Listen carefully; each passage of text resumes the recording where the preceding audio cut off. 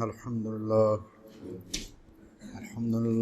نحمده ونستعينه ونستغفره ونؤمن به ونتوكل عليه ونعوذ بالله من شرور أنفسنا ومن سيئات أعمالنا من يهده الله فلا مضل له ومن يضلل فلا هادي له وأشهد أن لا إله إلا الله وحده لا شريك له وأشهد أن محمدا عبده ورسوله صلى الله عليه وآله وسلم. أعوذ بالله من الشيطان الرجيم. بسم الله الرحمن الرحيم. فلا تزكوا أنفسكم هو أعلم بمن اتقى. أما بعد فإن خير الحديث كتاب الله وخير الهدي هدي محمد صلى الله عليه وآله وسلم وشر الأمور محدثاتها وكل محدثة بدعة وكل بدعة ضلالة وكل ضلالة في النار. سورہ نجم 53 نمبر سورت 32 نمبر آیت، اس کا ایک حصہ میں نے پڑھا. اللہ پاک نے فرمایا کہ اپنے آپ کو پاکیزہ مت ٹھہراؤ. جو پرہیزگار ہے اللہ اس سے بہت اچھی طرح سے واقف ہے. یعنی اپنے آپ کو پاکیزہ مت ٹھہراؤ. تو بات چل رہی ہے مسئلہ امامت پر اور اس میں سے عصمت ائمہ پر. میں نے جو پچھلے جمعہ شروع کی تھی بات، اس کا مطلب یہ ہے کہ حضرات ائمہ رضوان اللہ علیہ مجمعین حضور کے بیٹے ہیں، اللہ پاک ان پر بے حد و صاحب رحمت نازل فرمائے. ان کا دعویٰ عصمت کا نہیں تھا. ائمہ کرام رضوان اللہ علیہ مجمعین انہوں نے اپنے بارے میں عصمت کا دعویٰ نہیں کیا. تو کچھ حوالے میں نے پچھلی دفعہ پڑھے تھے، باقی میں آج پڑھ دیتا ہوں. حضرت امام زین العابدین، 11واں حوالہ ہے، اور حوالے آپ نے نوٹ کیا کہ صرف اثنا عشریہ کی کتابوں سے میں دے رہا ہوں، اور خاص طور پر بحار الانوار سے جو انسائکلوپیڈیا ہے سب کتابوں کا، اور اس کو چیک بھی کر دیا ہے آیت اللہ العظمیٰ عاصم موصلی نے. تو 11واں حوالہ یہ ہے کہ حضرت امام زین العابدین رضی اللہ تعالیٰ وہ فرماتے تھے کہ ہم میں سے جو نیکوکار ہیں ان کو دگنا اجر ملے گا، اور جو گناہ گار ہیں ان کو دگنا عذاب ہوگا.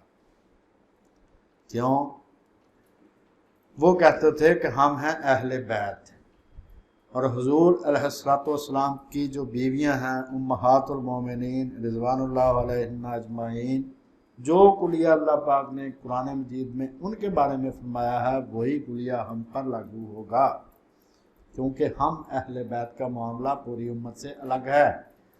اگر ہم نیکی کریں گے تو لوگ ہماری طرف سے دیکھ کے نیکی کریں گے، اگر ہم برائی کریں گے تو لوگ ہماری طرف دیکھ کر برائی کریں گے، کیونکہ ہمارا اثر زیادہ ہوگا امت پر. لہٰذا امہات المومنین کا بھی یہی کلیہ ہے اللہ پاک نے جو قرآن مجید میں بیان فرمایا، اور ہمارا بھی یہی ہے کہ ہم میں سے جو نیکی کرے گا اس کو دگنا اجر ملے گا، اور جو برائی کرے گا اس کو دگنا عذاب ہوگا. حضرت امام علی رضا رضی اللہ تعالیٰ انہوں نے اپنے بھائی زید بن موسیٰ کو، یہ حضرت امام موسیٰ کاظم کے بیٹے ہیں، ان کو نصیحت کرتے ہوئے فرمایا کہ یاد رکھو اولاد فاطمہ رضی اللہ تعالیٰ، ان میں سے اولاد فاطمہ میں سے صرف حسن اور حسین پر دوزخ حرام ہے، باقی کسی کو کوئی گارنٹی حاصل نہیں ہے. اور پہلا میں حوالہ بھول گیا، ریکارڈ کرا دوں سیدنا امام زین العابدین کا عیون اخبار رضا اردو جلد نمبر 2 صفحہ 501 باب نمبر 58، اور بحار الانوار جلد نمبر 49 اور صفحہ ہے 218، روایت نمبر 3 کا آخری فقرہ. اگر کسی نے ڈھونڈنا ہو تو اس کو پوری نشاندہی میں نے کر دی ہے. اور یہ جو سیدنا امام علی رضا رضی اللہ تعالیٰ عنہ، انہوں نے اپنے بھائی زید کو نصیحت کرتے ہوئے جو فرمایا کہ اولاد فاطمہ میں سے صرف حسن اور حسین پر دوزخ حرام ہے، باقی کسی کو یہ گارنٹی حاصل نہیں ہے، باقی اولاد کو یہ گارنٹی حاصل نہیں ہے، رضوان اللہ علیہم اجمعین۔ اور یہ ہے بحار الانوار، جلد نمبر 49 49، صفحہ ہے 218، روایت نمبر ہے 2 اور 3۔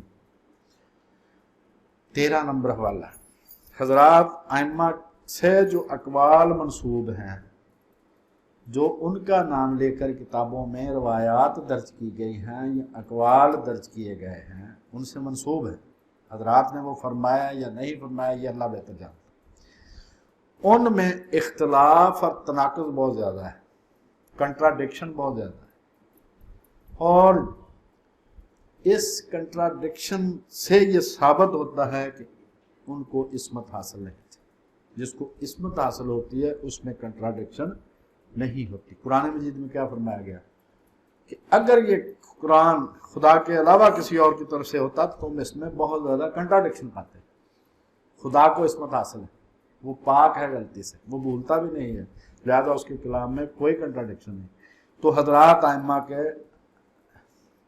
اقوال میں اختلاف بھی بہت زیادہ ہے اور کنٹراڈکشن بھی بہت زیادہ ہے، ایک حضرت کچھ فرماتے ہیں، ایک حضرت کچھ فرماتے ہیں۔ میرا خیال یہ ہے کہ انہوں نے نہیں فرمایا، ان سے منسوب کر دی گئی ہیں چیزیں، لہٰذا وہ کنٹراڈکشن اس میں پیدا ہو گیا، اور یہ کنٹراڈکشن اتنا زیادہ ہے کہ بہت سے لوگ شیعہ مذہب چھوڑ گئے اسی وجہ سے کہ بھائی اگر اس میں تضاد پایا جاتا ہے، تناقض پایا جاتا ہے، تو پھر یہ مذہب بھی دوسروں جیسا ہوا۔ تو بہت سے لوگ شیعت چھوڑ گئے، جس کی شیخ الطائفہ طوسی نے بھی گواہی دی ہے۔ طوسی کا مقام اتنا بلند ہے حدیث میں کہ اس کو شیخ الطائفہ کہتے ہیں، علم میں اتنا مقام بلند ہے اس کا۔ تو تہذیب الاحکام الاستبصار انہی کی کتابیں ہیں، جو کتب اربعہ میں سے 2 ہیں، اتنا بڑا کنٹریبیوشن ہے ان کا۔ تو شیخ الطائفہ یعنی گروپ کے سردار، گروہ کے سردار طوسی، ان کی گواہی ہے کہ ائمہ کی روایات تناقض، تباین اور اختلاف کا شکار ہیں، یعنی ان میں کنٹراڈکشن اور اختلاف پایا جاتا ہے، ایک بزرگ سے کچھ منسوب ہے، دوسرے بزرگ سے کچھ منسوب ہے، اس کی الٹ۔ حتیٰ کہ آپ کو یہ طوسی کی گواہی میں پڑھ رہا ہوں، حتیٰ کہ آپ کو ایک روایت بھی نہیں ملے گی جس کے الٹ کوئی روایت موجود نہ ہو، جس کے متضاد کوئی اور روایت موجود نہ ہو۔ تہذیب الاحکام جو کتب اربعہ میں سے ایک کتاب ہے، جلد نمبر 1 صفحہ ہے 2 اور 3۔ اور شیعہ کتب اربعہ میں سے 4 کتابیں ہیں جن کو کتب اربعہ کہا جاتا ہے، 4 بنیادی کتابیں، جس طرح اہل سنت کے ہیں 6 کتابیں بڑی مشہور ہیں، اس طرح وہاں پر 4 کتابیں مشہور ہیں۔ پہلی کا نام ہے الکافی، دوسری کا نام ہے من لا یحذرہ الفقی، اور تیسری کا نام ہے تہذیب الاحکام، چوتھی کا نام ہے الاستبصار۔ تو یہ 2 کتابیں جو ہیں تہذیب الاحکام اور الاستبصار، یہ دونوں شیخ طوسی کی ہیں، شیخ الطائفہ ہیں، وہ سردار ہیں وہ۔ تو انہوں نے 2 کتابیں صرف اس لیے لکھی کہ کسی طرح جو ائمہ کے اقوال میں کنٹراڈکشن ہے اس کا حل کیا جائے۔ تہذیب الاحکام میں 13,807 روایات ہیں اور الاستبصار میں 5,559 روایات ہیں، کل روایات ہیں 19,366۔ مجھے ایک میرے دوست نے پوچھا کہ آپ لوگوں کے ہاں 4 امام ہیں، وہ دوست شیعہ دوست ہیں، آپ کے 4 امام ہیں، چاروں کے فتاویٰ میں اختلاف ہے، ہمارے اماموں میں کوئی اختلاف نہیں۔ تو میں نے کہا آپ تو کتابیں نہیں پڑھتے تو آپ کو کیسے پتہ؟ اس نے کہا امریکہ میں ہمارا ایک ساتھی ہے اور وہ بہت زیادہ پڑھا لکھا ہے، اہل سنت کی کتابیں بھی ساری اس نے پڑھی، تو یہ اسناشریوں کی ساری کتابیں، بہت زیادہ پڑھا لکھا، اس نے مجھے بتایا۔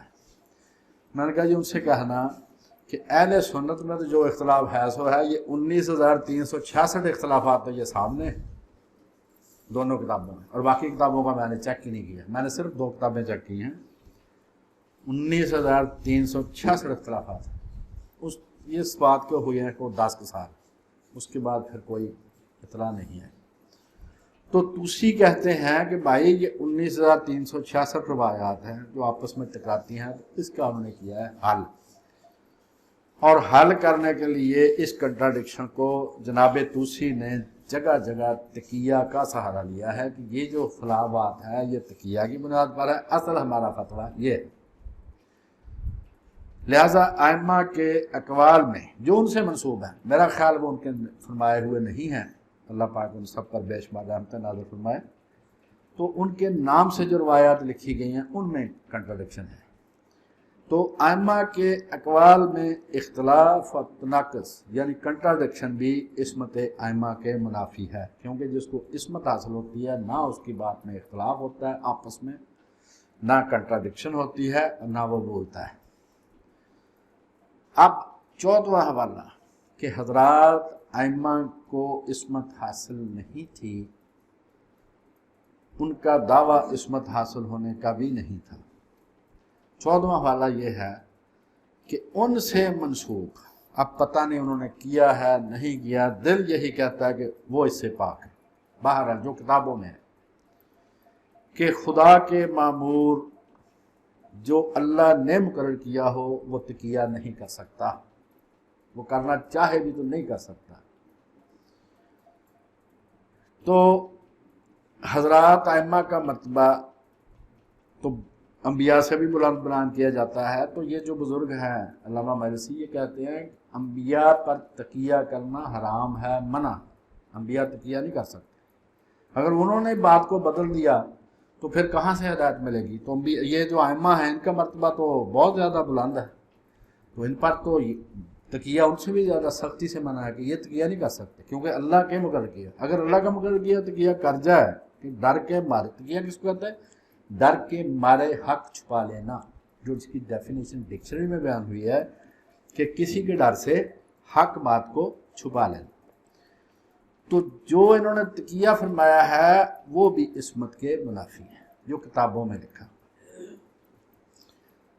تہذیب الاحکام اور الاستبصار کو میں نے چیک کیا ہے، 315 دفعہ مسئلہ بدلا ہے ائمہ نے، انہوں نے نہیں بدلا ہوگا، ان کے نام لگا دیا گیا ہے۔ 315 دفعہ تقیہ صرف 2 کتابوں سے ثابت ہے، باقی کتابیں اگر چیک کی جائیں تو اور بھی مثالیں نکل سکتی ہیں۔ تہذیب الاحکام اور الاستبصار میں 315 دفعہ۔ اب میرے بارے میں اگر یہ ثابت ہو جائے کہ 350 دفعہ میں نے بات بدلی ہے تو میری بات کا کون اعتبار کرے گا؟ اس کی ایک مثال کہ زید بن علی بن حسین، جن کے نام سے یہ زیدی حضرات منسوب ہیں، وہ سیدنا علی سے روایت کرتے ہیں رضوان اللہ علیہ مجمعین کہ خیبر کے روز رسول اللہ نے پالتو گدھے کا گوشت اور نکاح متع کو حرام قرار دیا، یہی سنی کہتے ہیں۔ تہذیب الاحکام ہے، کتاب النکاح ہے، جلد نمبر 7 ہے، صفحہ نمبر 251 ہے، روایت نمبر 10 ہے، اور یہی روایت الاستبصار کتاب النکاح جلد نمبر 3 صفحہ 142 اور روایت نمبر ہے 5۔ اب علامہ طوسی اس کے حل میں کیا فرماتے ہیں کہ یہ روایات تقیہ کی بنا پر وارد ہوئی ہیں کیونکہ متع کا حلال ہونا کسی تفصیل کا محتاج نہیں ہے۔ تہذیب الاحکام جلد نمبر 7 251، یعنی متع حلال تھا، ائمہ نے حرام کر دیا، کیوں؟ ڈر کے، تقیہ کے مارے۔ تقیہ کیا ہے؟ ڈر کے مارے حق چھپانا۔ علامہ طوسی ایک جگہ لکھتے ہیں کہ سوائے تقیہ کے بہانہ کے ان روایات کو جمع کرنا ممکن نہیں ہے، کیونکہ سند اور متن کے لحاظ سے یہ شیعہ معیار پر پوری اترتی ہے، سوائے اس کے کہ برابر کی روایات ہے، کوئی ان میں کمی نہیں ہے، سوائے اس کے کہ یہ کہیں کہ فلاں جو روایت ہے وہ تقیہ کی بنیاد پر ہے، امام نے ڈر کے مارے حق چھپا لیا اور کوئی بہانہ نہیں چل سکتا۔ یہ لکھا ہے طوسی نے تہذیب الاحکام جلد نمبر 1 صفحہ 281۔ اب حلال کو حرام قرار دینا اور قرآن کے منافی فتاوی، یہ کتنی بڑی بات ہے، یہ اس کی مثالیں دیکھنی ہو۔ تہذیب الاحکام ہے جلد نمبر 1 صفحہ 62 روایت نمبر 19، اور الاستبصار جلد نمبر 1 صفحہ 63 روایت نمبر 64 اور صفحہ 63 اور 64 روایت نمبر 2، اور جلد نمبر 1 190 روایت نمبر 8 اور 9۔ تو بات یہ ہے کہ حلال کو حرام قرار دینا اور قرآن کے مطابق فتاوی ائمہ اس سے پاک ہیں. یہ بعد والوں نے ان کے نام لگا دیا ہے. بہرحال یہ حوالے موجود ہیں. اس سے بھی پتہ چلتا ہے کہ ان کو عصمت نہ حاصل تھی نہ ان کا عصمت کا دعویٰ تھا. 15 نمبر، ائمہ کے اعمال میں اختلاف عصمت کے منافی ہے. یہ تو باتیں تھیں نا، مسائل تھے، فتوے تھے. ان کے اعمال میں بھی اختلاف تھا جو کتابوں کے مطابق، جس کی وجہ سے کئی لوگ حیرت کا شکار ہو کر شیعہ مذہب چھوڑ گئے. اشری کمی اور نوبختی 2 آدمی ہوئے ہیں جن کی کتابیں ہیں فرق شیعہ پر. اشری کمی کی کتاب ہے المقالات والفرق، اور نوبختی کی کتاب ہے فرق شیعہ. نوبختی وہ خاندان ہے جو علماء کا خاندان تھا اور اس میں سے وزیر بھی ہوئے ہیں ایران میں پرانے دور صدیوں پہلے. اشری کمی اور نوبختی نے اس کی ایک مثال پیش کرتے ہوئے لکھا ہے کہ ان کے اعمال میں بھی اختلاف تھا، حالانکہ وہ پاک ہے اس سے. یہ بعد والوں نے ہم جیسے ان کا نام لگا دیا ہے. ائمہ حضرات اولاد رسول ہیں، ان کا بڑا مرتبہ ہے، اللہ ان پر بے شمار رحمتیں نازل فرمائے.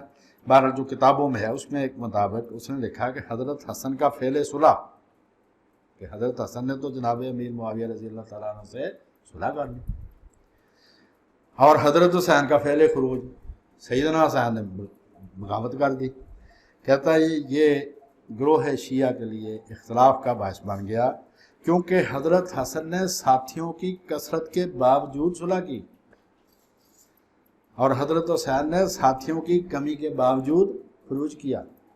چنانچہ اس گروہ نے دونوں کی امامت میں شک کیا اور شیعہ سے طائف ہو گئے. کون لکھتا ہے؟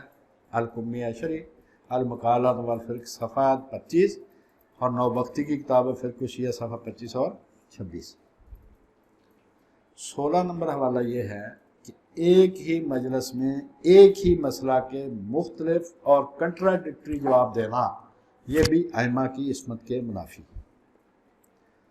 کلینی نے زرارہ سے روایت کیا ہے کہ امام باقر رضی اللہ تعالیٰ نے، زرارہ روایت کرتا ہے اور یہ کافی کی روایت ہے، جلد نمبر 1 صفحہ 65، کہ امام باقر نے مجھے اور باری باری آنے والے 2 آدمیوں کو ایک ہی بات کے 3 مختلف اور کنٹراڈکٹری جواب دیے.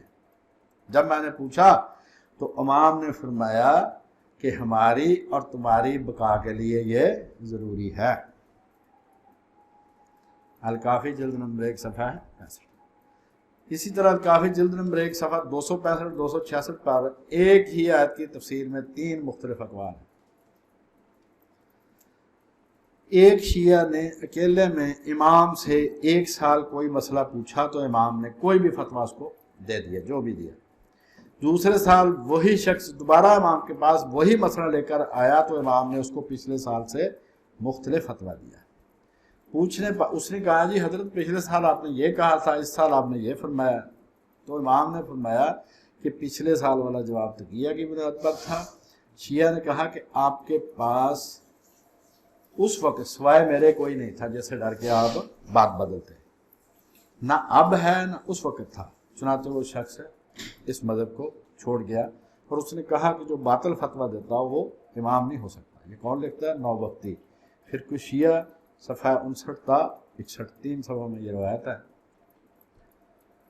پھر مشرہ بحار الانوار جلد نمبر 2 صفحہ 219 میں ائمہ کے بارے میں وہ بات لکھی ہے جو میں علانیہ کہتا ہوں وہ پاک تھے، یہ بعد والوں نے ان کا نام لگایا. اس میں لکھا ہے کہ ائمہ اپنی ذات کے لیے مال لیتے تھے اور مال لینے پر بہت زیادہ اصرار کرتے تھے. 18واں حوالہ کہ سیدنا علی اور سیدہ فاطمہ رضوان اللہ علیہ کی آپس میں سخت کلامی ہوئی اور حضور نے آ کر صلح کروائی، پھر لوگوں کو بھی بتایا. بحار الانوار جلد نمبر 43 صفحہ 146 روایت نمبر 2. شیخ صدوق بہت بڑے ان کے تھم، بہت بڑے عالم ان کے، وہ کہتے ہیں انہوں نے خود ہی یہ روایت علل الشرائع میں لکھی، صفحہ 156 باب نمبر 135 حدیث نمبر 2، کتاب ان کی علل الشرائع. خود ہی اس میں لکھی اور خود ہی کہا کہ میرا دل نہیں مانتا کہ اتنے بلند مرتبہ لوگوں کی آپس میں کلامی ہو. تو بھائی سوال یہ ہے کہ اس روایت کو لکھنے کی مجبوری کیا تھی؟ اگر آپ کا دل نہیں مانتا تو نہ لکھیں. جو سیدنا سید مودودی رحمۃ اللہ علیہ نے فقرہ فرمایا نا، وہ کیا لیں الہامی فقرہ۔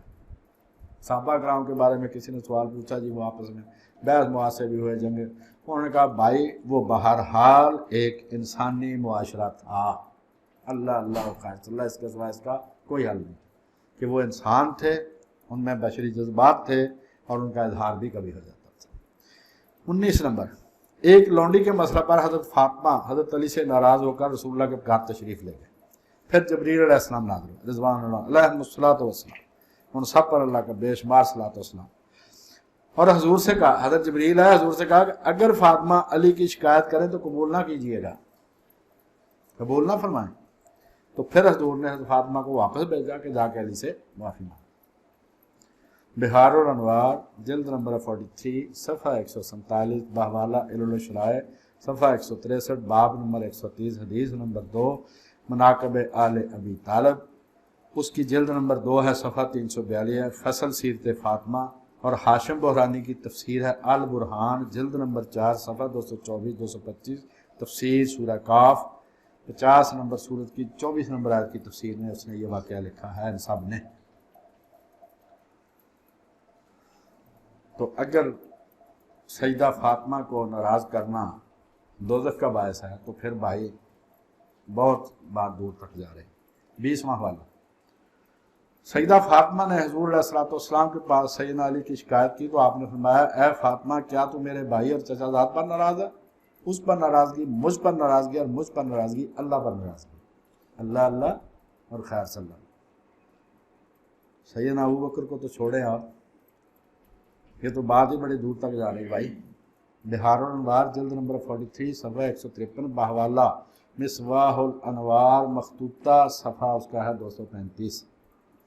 21 نمبر حوالہ، حضرت امام زین العابدین نے اپنے غلام کو مارا، اس غلام نے عرض کی کہ حضور آپ ہی نے تو مجھے کام بھیجا تھا، اب آپ ہی مجھے مارتے ہیں۔ اس پر امام رو پڑے اور غلام سے کہا کہ 2 رکعت نماز پڑھ کر میرے لیے دعا کر کہ اے اللہ علی ابن الحسین کو معاف کر دے۔ پھر غلام سے فرمایا جا تو راہ خدا میں آزاد ہے۔ وسائل الشیعہ اردو جلد نمبر 15 صفحہ 374 روایت نمبر 1۔ اس سے پتہ چلا کہ حضرات ائمہ انسان ہی تھے، کبھی انسانی جذبات بھی ان پر طاری ہو جاتے تھے، عصمت ان کو حاصل نہیں تھی، نہ ان کا عصمت کا دعویٰ تھا۔ 22 نمبر حوالہ، حضرت امام علی رضا نے فرمایا رضی اللہ تعالیٰ عنہ، اگر میرے عمل نیک ہوں گے تو میں اپنے غلاموں سے بہتر ہوں گا، ورنہ نہیں۔ انہوں نے بار بار توجہ دلائی سب کی کہ بھائی نیکی کرو، نیکی کرو گے تو اللہ سے اجر ملے گا، کسی کی اولاد ہونا آپ کو نہیں بچوا سکتا۔ یہ ہے عیون اخبار رضا اردو جلد نمبر 2 صفحہ 508۔ تو جو کلیہ حضرت امام علی رضا نے اپنے بھائی زید بن موسیٰ کو بتایا، وہی کلیہ یاد رکھیں گے تو بات بنے گی۔ انہوں نے فرمایا کہ اولاد فاطمہ میں سے صرف حسن اور حسین پر دوزخ حرام ہے، باقی اولاد کو یہ گارنٹی حاصل نہیں ہے۔ بہار الانوار جلد نمبر 49 صفحہ 218 روایت نمبر 2 اور 3۔ تو بھائی اگر کوئی آدمی اس بات پر تسلی کر کے بیٹھا ہوا ہے کہ میں اولاد فاطمہ میں سے ہوں اور وہ بے فکر ہو کر گناہ کر رہا ہے تو اس کو باز آ جانا چاہیے، احتیاط کرنی چاہیے۔ اللہ کے ہاں کسی کو کوئی ضمانت حاصل نہیں ہے سوائے انبیاء کے علیہم الصلوۃ والسلام، یا انبیاء نے جن کے بارے میں کہہ دیا کہ یہ جنتی ہیں، سوائے ان کے کسی کو کوئی گارنٹی حاصل نہیں ہے۔ سب کا معاملہ اللہ کے سپرد ہے، اللہ کے پاس جائیں گے تو پتہ چلے گا کہ کس کا کیا معاملہ ہوتا ہے۔ یہ جو نظریہ امامت جن ارکان پر کھڑا ہے، جن ستونوں پر کھڑا ہے، وہ ہیں 7 ان کی کتابوں کے مطابق۔ پہلا ہے عصمت، دوسرا ہے نص، وصیت، عقل اور معجزہ۔ یہ 4 چیزیں ہیں۔ اگر کسی کے بارے میں نص نہ ہو، اللہ کی طرف سے، اللہ کے رسول کی طرف سے کوئی حدیث نہ ہو، تو وہاں پر وصیت کام آتی ہے، معجزہ کام دے دیتا ہے، عقل سے دیکھنا پڑتا ہے۔ تیسرا ہے شورا کے ذریعہ امام کے انتخاب کا طریقہ باطل ہے، وہ یہ مشورے سے کسی کو چننا جو ہے اس کو وہ باطل خیال کرتے ہیں۔ چوتھا یہ پلر یہ ہے امامت کے نظریے کا کہ امامت صرف اہل بیت میں محصور ہے، صرف اولاد فاطمہ میں محصور۔ پانچواں پلر اس کا یہ ہے کہ امامت علی، حسن اور حسین کے بعد صرف اولاد حسین میں رہے گی اور عمودی ہوگی، اس طرح سے افقی نہیں ہوگی۔ اس طرح سے افقی ہوتی ہے بھائیوں میں، عمودی ہوتی ہے اولاد میں۔ تو عمودی وراثت امامت قیامت تک جاری رہے گی، یعنی حضرت سیدنا حسن رضوان اللہ علیہ مجمعین، ان کے بعد سیدنا حسین کی اولاد میں امامت ہوگی، حسن کی اولاد میں امامت نہیں ہوگی۔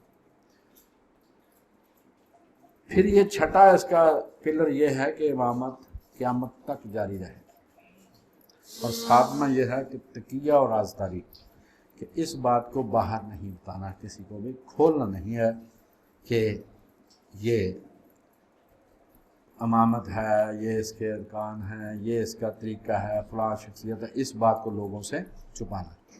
اب جو ان کا جو سب سے پہلا یہ پلر ہے عصمت، اس کے بارے میں جو انہوں نے دلیل پکڑی ہے وہ ہے سورہ احزاب 33 نمبر سورت کی 33 نمبر آیت، جس کو آیت تطہیر کہتے ہیں۔ وہ کہتے ہیں کہ یہ ارادہ جو ہے اللہ کا ارادہ تھا اور وہ پورا ہو کر رہا۔ تو جب اللہ کسی چیز کا ارادہ کرتا ہے تو وہ اس سے فرما دیتا ہے ہو جا، اور وہ ہو جاتی ہے۔ اب جو سورہ احزاب میں آیت نمبر 28 سے بات شروع ہوتی ہے، اے نبی کی بیویوں کہہ کر، حضرات امہات المومنین رضوان اللہ علیہم اجمعین، یہ ان کے بارے میں ہے۔ آیت تطہیر ہو 28 نمبر آیت سے لے کر 35 تک 8 آیات ہیں، وہ ساری کی ساتھی امہات المومنین کے بارے میں ہیں، اور جو 33 نمبر آیت ہے اس کے بارے میں اس کی پوری عبارت یہ ہے، اور اپنے گھروں میں ٹھہری رہو، جس طرح پہلے جاہلیت کے دنوں میں عورتیں اپنی نمائش کرتی تھیں اس طرح زینت نہ دکھاؤ، اور نماز پڑھتی رہو اور زکوٰۃ دیتی رہو، اور خدا اور اس کے رسول کی فرما برداری کرتے رہو۔ اے پیغمبر کے گھر والو، خدا چاہتا ہے کہ تم سے ناپاکی کا میل کچیل دور کر دے، تمہیں بالکل پاک صاف کر دے۔ یہ بات ہو رہی ہے امہات المومنین سے۔ آخری فقرہ سے پردہ کرنے کی وجہ بھی بتا دی کہ ان احکام کا مقصد پاکیزگی ہے، تنگ کرنا نہیں ہے۔ امامیہ نے ازواج مطہرات کو اہل بیت کی صفوں سے نکال دیا ہے، اور اہل بیت کو صرف حضرت علی اور حضرت فاطمہ اور ان کے بیٹوں میں محصور کر دیا کہ صرف یہی اہل بیت ہے اور کوئی اہل بیت نہیں۔ یہ کہنے والے ہیں باقر شریف قریشی، حیات امام موسیٰ بن جعفر، جلد نمبر 1 ہے، صفحہ 111، اور صادق و صدر شیعۃ الامامیہ صفحہ 126۔ یعنی ان لوگوں نے کہا کہ بھائی جو امامیہ ہیں ان کا اصول یہ ہے کہ ازواج مطہرات اس میں شامل نہیں اہل بیت میں، تو اہل بیت سے مراد صرف حضرت علی، صرف سیدہ فاطمہ اور ان کی اولاد ہے۔ ایک فقرہ کو کچھ الفاظ سے بالکل الگ کر کے انوکھا استدلال کر لینا اور اس پر ایک عقیدہ استوار کرنا، یہ کوئی قرآن مجید کی فصاحت اور بلاغت کا قدر نہیں ہے اس کی، بلکہ اس پر بہتان ہے کہ قرآن مجید کو بات بھی نہیں کرنی ہے۔ پیچھے بھی امہات المومنین بات آئندہ بھی، اور بیچ میں ایک دوسرے گروپ کا ذکر کر دیا، تو یہ خدا کا کلام اس سے پاک ہے۔ اور یہ جو ہے کہ حضرات امامیہ نے ازواج مطہرات کو اس میں سے نکال دیا ہے کہ بیوی اہل بیت میں شامل نہیں ہے، تو اس کے بارے میں عرض ہے کہ مسئلے کو آپ چھوڑیں، ذرا گھر میں یہ کہہ کر دیکھ لیں، اللہ اللہ اور خیر صلی وما لنا الا اللہ۔